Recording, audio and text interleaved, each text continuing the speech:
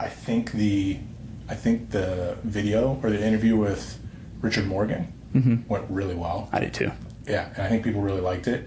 And I think the comment I have about him is like, if you were to cast a head football coach, like he's the guy. TV show, yeah, he looks and plays the part. He's the facing the Giants head coach that meets Mark Richt randomly. Yeah, I don't know if any of that got on audio, but like, because my mic was way down there, but like, oh yeah, yeah, legit. So we'll see how the team goes. Right on. Well, all right, you ready to get started? Let's do this thing.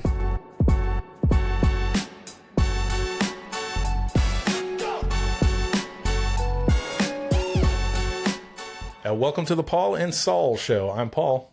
I'm Saul. There we go. I get to start today. That's a little awkward. We finally did it in order. Yeah, I know. I am wearing a hat today that was given to me by the city of Niceville. These are the new city worker hats. There's two versions.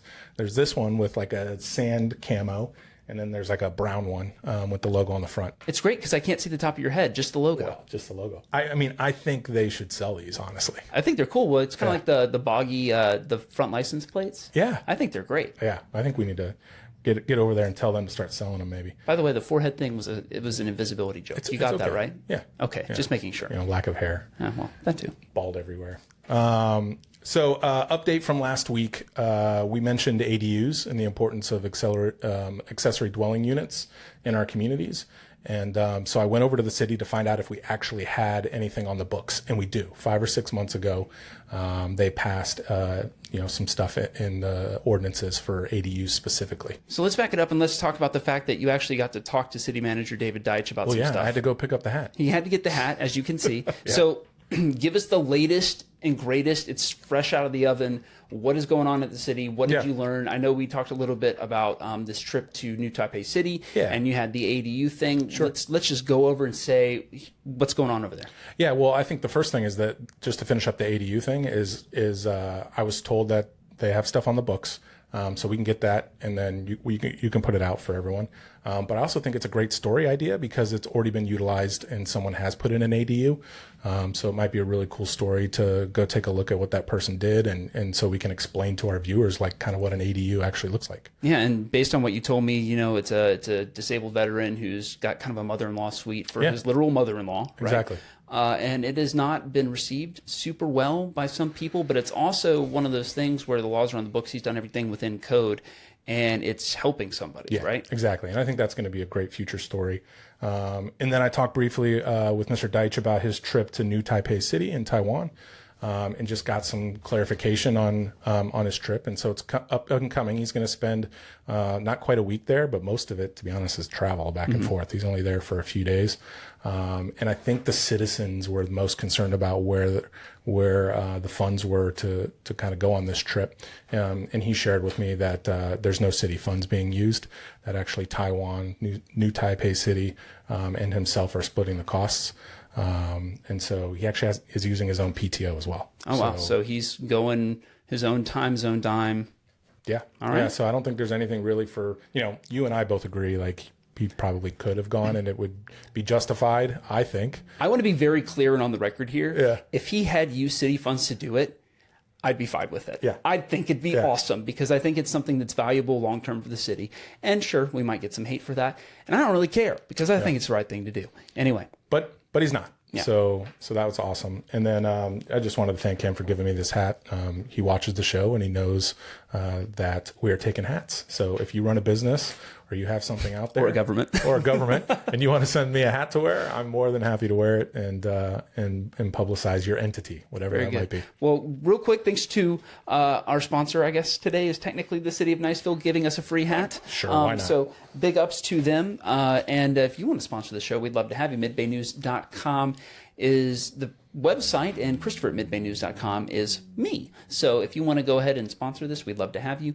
But let's move on to our first big story, which comes to us from Walton County, where former County Administrator Quinn Robertson put out a press release to the media last week. And he says that his firing and ultimately the felony charges that have been brought against him are both hogwash, and he's going to fight it to the ends of the earth, and that he believes it's retaliation for basically exposing corruption within the Walton County kind of apparatus. And so it's one of those things where you're kind of sitting there going, I kind of like hung there with my mouth kind of half open, like this is real life and this is in America. Yeah. That, you know, these accusations are getting thrown around and that like he's going to take it to the mat.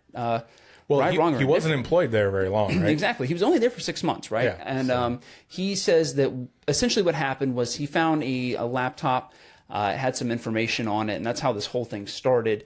Yeah. And he was accused basically of inhibiting transmission of communication. The statute is so arcane. It's like the disruption of oral or electronic communication. So basically, if like I cut you off, the way I read the statute, I know is not the way it's supposed to be read. Yeah. But you sit there and you're just like, oh, you cut me off? That's a felony. Like, it's not something that you see a whole lot. Right. So it just sort of feels like they're out to get him in some form or fashion. And It's not a great look for a county that's had like 7 county administrators in the last 10 years. right. That position is overturned or turned over a lot of times. I know somebody that was the county administrator there twice.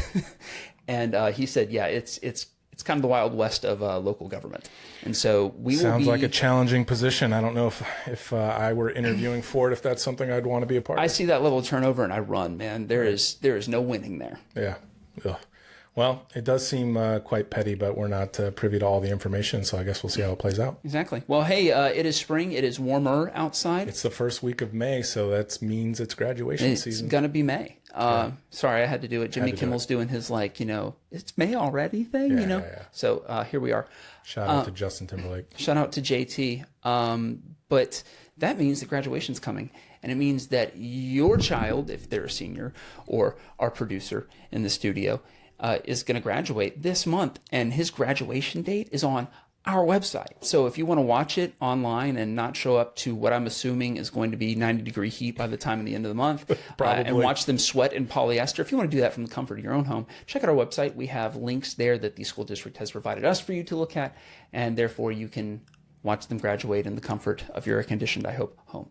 Anyway. Yeah, and this is one of those cases where you're like, you probably got ahead of Niceville word of mouth and concerned citizens, because there's going to be lots of people asking when the various graduations are and how do we watch it and all that. So now there's one place to go to get it. Yeah, and if you have a Niceville kid, it's on there. If you have a Crestview or Baker or Fort Walton Beach kid, it's on there. I kind of equal opportunity with all of that. The only one I don't have yet, Rocky Bayou.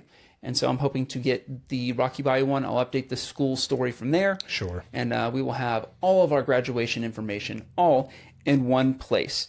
But let's, I guess, take a break, pay some bills, and let you know. I guess we're not paying because this is a self-advertising one. I'm paying myself to read this. Thank you so much for joining us this far on Paul and Saul. If you want to help us get this show to a broader audience, consider following us on whatever platform you care to watch us on.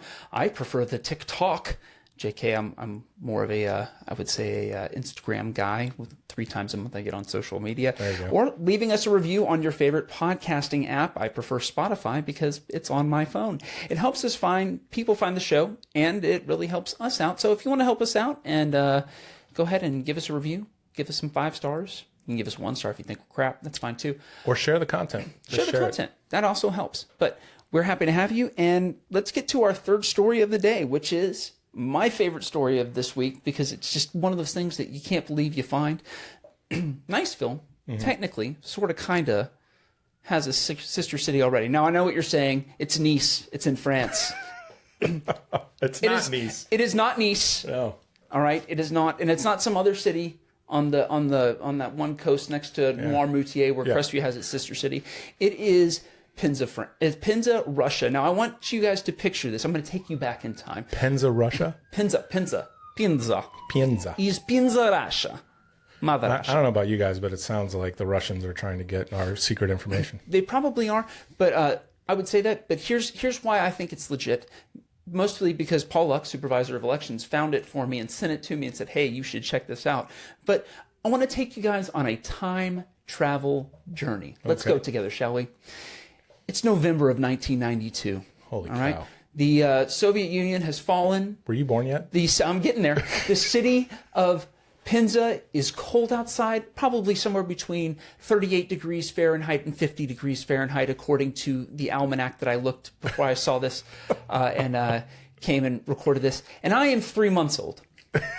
I'm 12. I'm wailing in my crib, waking up my parents. Meanwhile, across the world, in Penza, Russia, a very angry, I'm assuming, Russian man goes to the mail post office, which I assume they have, and finds a letter. In his hands, he carries with him what I think is a letter. It's covered, just think about it, in like Vladimir Lenin postage stamps. All right? I don't know if that's He true. goes to the post office guy and goes, I need to send a letter. And the post office guy goes, where do you send the letter? And he says, I wish to send to America. And so he sends this letter to America. Okay? 6, 7, 12 years pass. I don't know how long it takes for mail to get from one place to another. And it arrives at the desk of one Lanny Corbin, All right. who's at this point a mid-career city manager, been there for 30 years at this point. 20 years, whatever, not the point.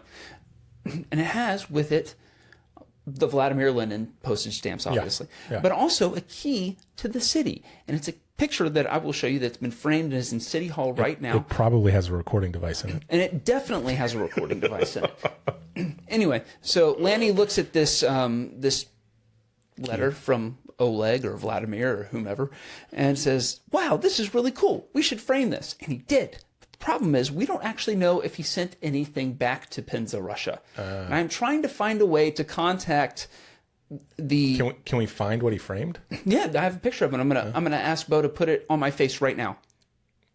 Bo, did you do it? I hope he did it. I think he did it. Yeah. Anyway, so Did it smell like vodka? I'm assuming, why wouldn't it? The whole Oh, you just have a picture. You didn't. I have a picture. I didn't actually get to smell. Okay. Long story short is that we might already have a sister city that we just don't know about. I don't know if it's been ratified. We can't find anything in the books. And I'm trying to reach out to Penza, Russia. But as you can imagine, that's a little difficult right now. So just keep that in mind. We're writing a story. Hilarious. I'll give you all the background information, including a picture of the writing, the letter, which is in Russian and in English, and the key to the city of Penza, which is actually a relatively large city, and I will put more information in that story when I put it out. Do you think the Google Street people have like driven through Penza? We can check it out. Yeah. They are like, what is going on here? Western spy. That's what's happening. I guess so. So anyway, That's a weird way to end the show. No, it's we got a couple of things coming up this week. I'm putting the finishing touches on this story about the former jail director. Yeah. Trying to make sure that I get everything right because I want to be right, and B, don't want to be sued. Apparently litigious.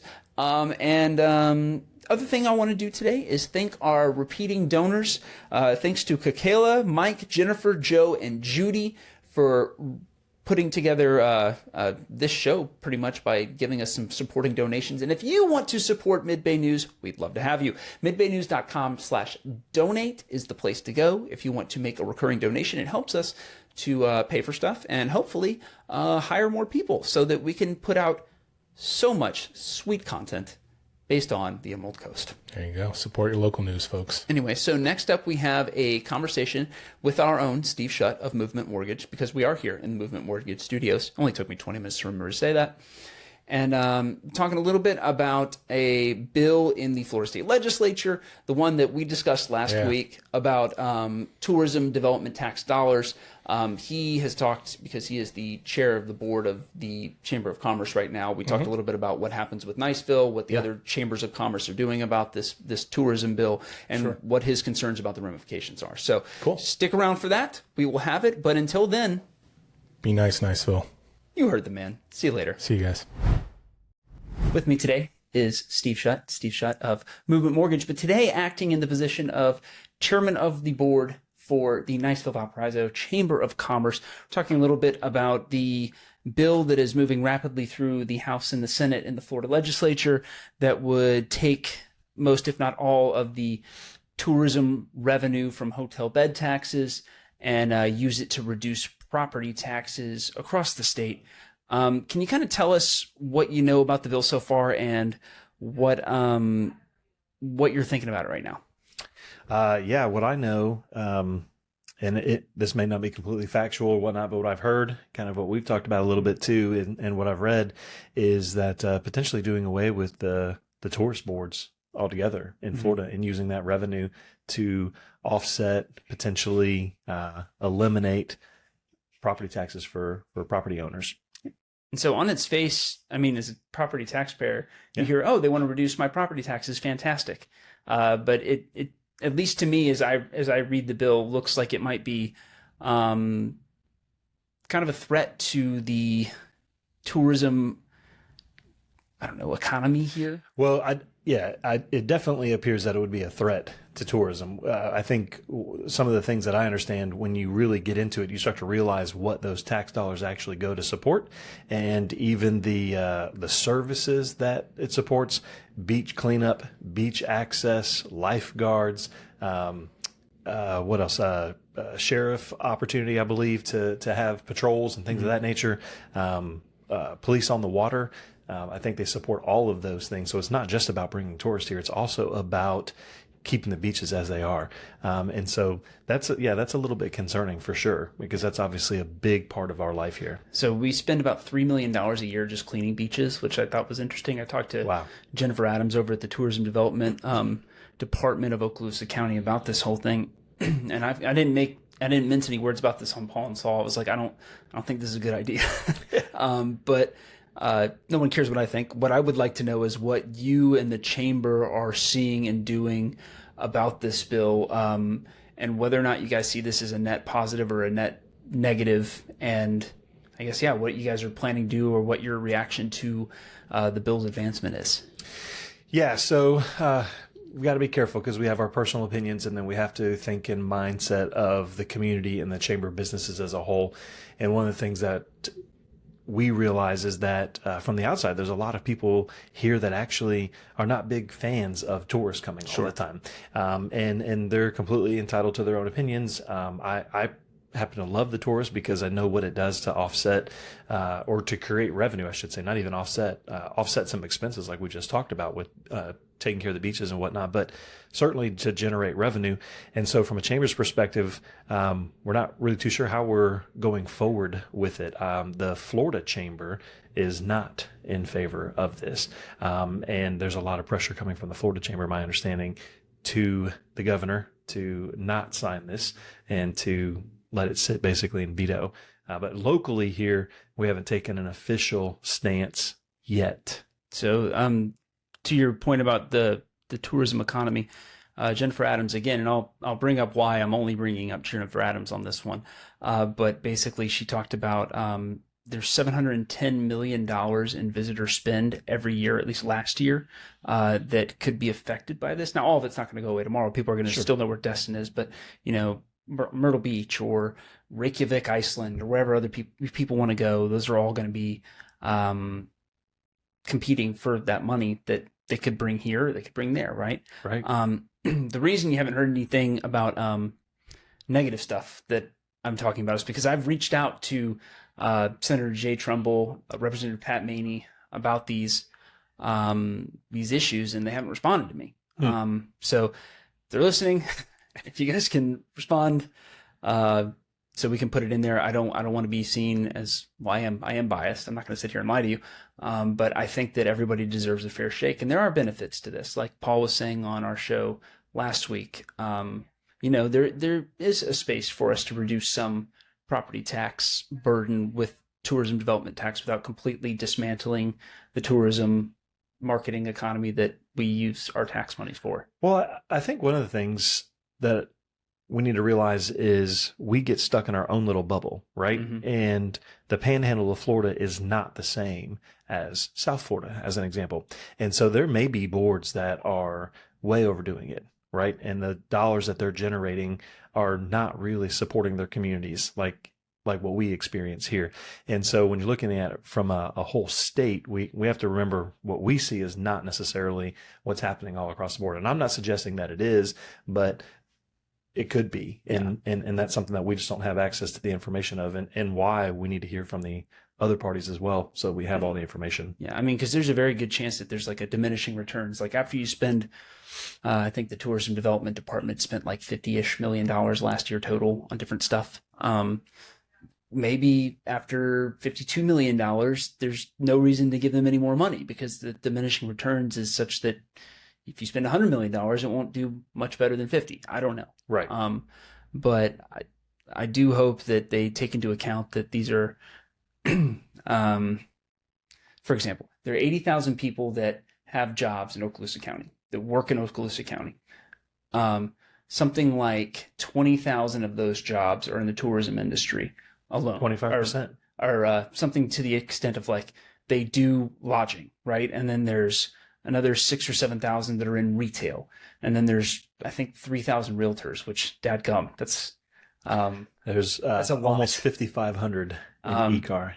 Between Okaloosa and Walton counties, right? Yep. So that's, 27,000 people that could have some effect from this negatively, that do, work a man jobs that aren't, just like independently wealthy, that could be affected by the crippling of the tourism economy. Absolutely. Much more than, there's a lot of people in the defense industry, but there's also a much larger capacity for revenue generation in defense, right? So you have a smaller piece of the pie with a bigger proportion of the people working in it that could be affected by this. And so I hope we get some more answers and some more clarity on what this is going to do. Well, the other thing too is a lot of the people in the defense industry are educated with graduate degrees and those. They got a doctor in robotic engineering. Yeah, right. Our people that are working at the hotels and the people that are working in restaurants and whatnot, like hardworking people, of course, but they're not required to have the education level, right? Yeah, and so $200,000 salary. Correct. Yeah. Exactly. And so they're great opportunities for a lot of people to find employment. And a step backwards. Whoa. Colorado, it took them like 15, 20 years or something like that to recover. It only came back because of legalizing marijuana. So it took legalizing marijuana to bring Colorado back. And that's actually one of the things that now also drives a lot of people away from going to Colorado. Yes.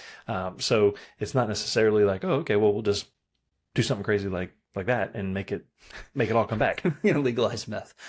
Right. Yeah. But all that to say that I think there's a lot of stuff in here that frankly concerns me. Because there are plenty of people here that work that, when almost 1 in 3 people has a job in the tourism industry, for it to be affected like that, even if 10% of people lose their jobs, that's still 5%, or what is that? 10% of whatever it is, 30%. So 3% drop in unemployment for people that probably can't afford it nearly as much as people that are at the top end of the scale. Absolutely. So, well, the other thing too is what's it actually really going to save property owners? So is it like $68 a person or something? So Jennifer Adams says it'll save $68 a person. I am not convinced by that number. I think it's more than that, and here's why. There is a $100 million generation of revenue. That's a weird way to say that. Okaloosa County generated $100 million in property tax revenue last year. Right. So, Niceville has some, and the Northwest Florida Water Management, all that, yada, yada, yada. But the county itself also, it generated, or it had a budget of like $50-ish million for tourism. So that would roughly cut it in half. So you'd still have, half your property tax. It's not like your property tax is going to go away tomorrow. Right. Based on those raw numbers. That doesn't mean that's exactly what's going to happen. Sure, but it gives some scope. But it's like, hey, generally, if we just cut the entire tourism department budget and shoveled it back into our property taxes, it would roughly cut it in half. That's not in nothing. Theory. Yeah. But yeah. Okay, but how much of the money would then have to be reallocated to take care of the beaches? Yep. And to $3 million.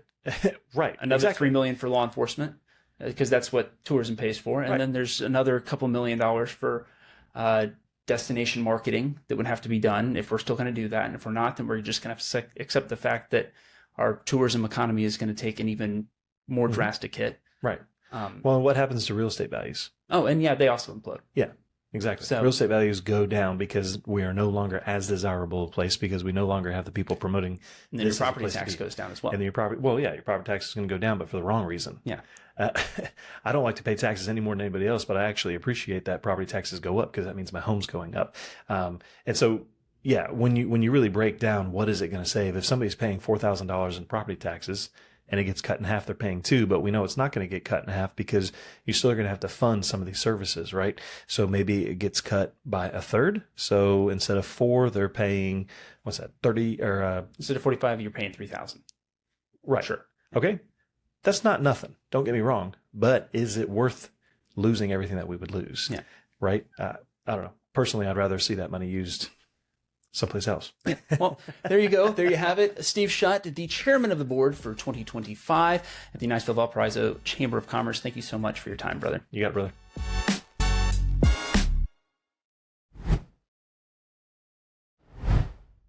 That was a good one. That was a really good one. Yeah. I had fun. Did you have fun? Yeah, I was thinking that was a fun episode. I got to use my Russian accent. What do these people want from me? I was wondering when it was going to end. What are you talking about? What are you talking about? This is wonderful. People say to me, wow, you are amazing with the accent. How you do this? And I look at them in the eyes and I say, I had no friends in middle school. No friends in middle. Therefore, had lots of time to practice. Oh my gosh. Das Vedanya. Adios, mi amigo. I don't know what that means.